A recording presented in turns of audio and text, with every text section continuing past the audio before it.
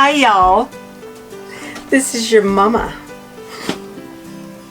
I'm here in Kerrville, Texas, and I have these Kerrville, Texas chips just to show you exactly where I'm at. I'm right down here, and these chips, they are so good. You can get these Texas shaped chips at H-E-B.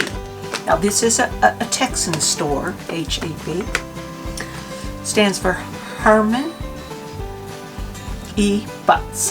Herman E. Butts. He started this store years and years ago.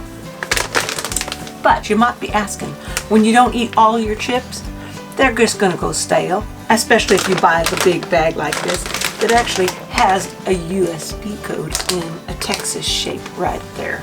Pretty cool. So when I need to close my chips, I just fold the bag over.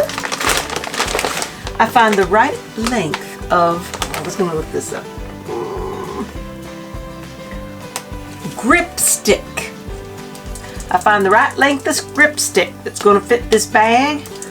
No moving parts on this. You just slip it over the little nubby and slip it on your bag.